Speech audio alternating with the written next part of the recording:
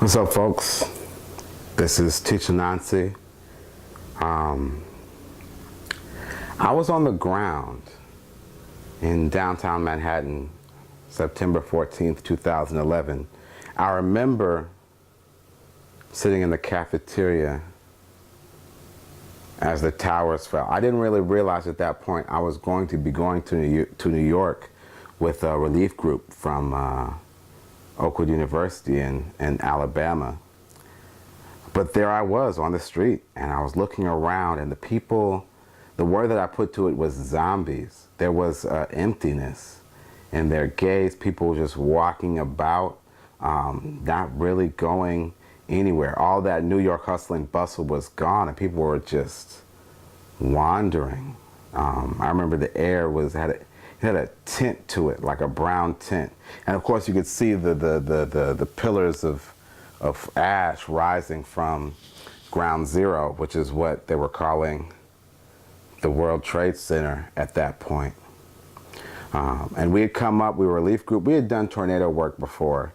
And so we had our shovels and we had our garbage bags. We were gonna help dig up Ground Zero. We also had a marching band because we knew music might help, and we had it, so we brought that. And so we were out there watching with our shovels and our garbage bags, and we had the American flag, and so, you know, we had our trumpets going and drums, and it was, you know, Battle Hymn of the Republic, and you know, mine eyes have seen the glory of the coming of the Lord. It was America the Beautiful, for amber waves of grain. And so we just marched up and down, and we were headed towards Ground Zero because we were going to help dig it up. And people cheered us. We interviewed with news reporters, and the cops opened up the gates, and we started marching, and the visibility quickly dropped to about zero. And we realized, as you know, great as much as we wanted to help, we really were not prepared to help dig up at Ground Zero. And so we came out, and we wanted to know where the people were who had lost people, you know, to go visit them. And so they directed us to a park, and so we're marching down, and we go to this park. And if you were there, if you were there in September 2001, there were missing person posters everywhere, and so people were looking for their loved ones who had, you know, died in the tower, hoping that perhaps they had missed work or gone out to lunch or anything other than been there. And so it was heartbreaking. And so you go to the parks, people are holding out hope. And so we played. We gave them hugs. We told them how much we loved them.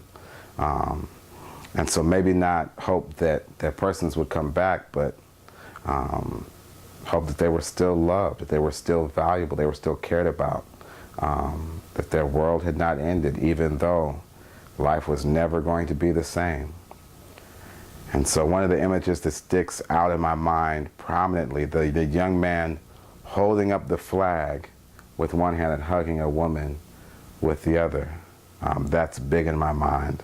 I remember going to the fire station and seeing the wreaths and things they set out for the guys who had sacrificed their lives rushing in.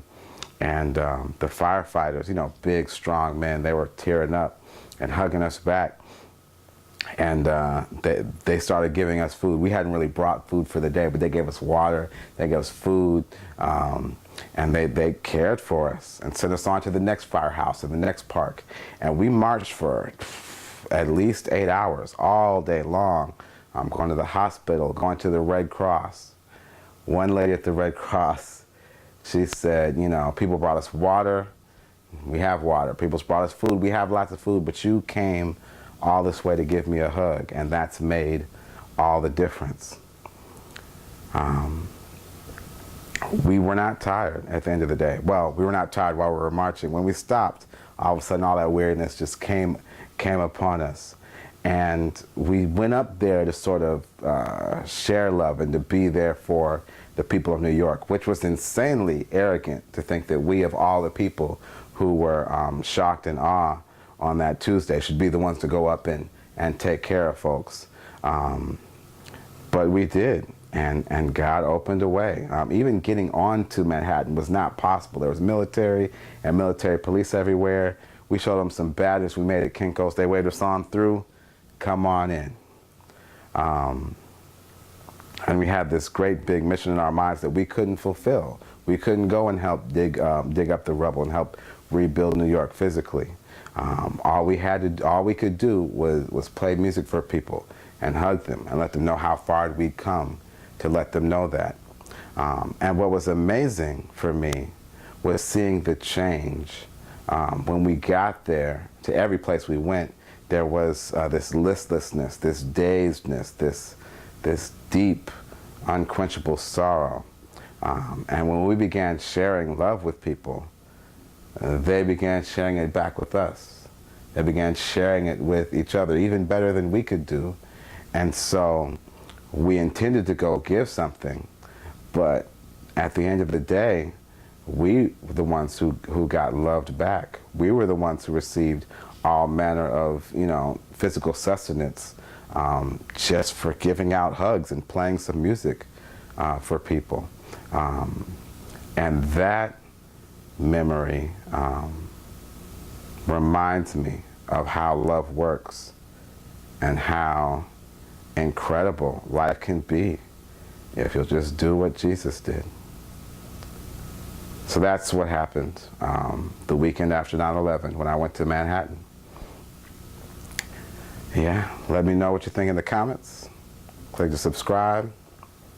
God bless. Holla back.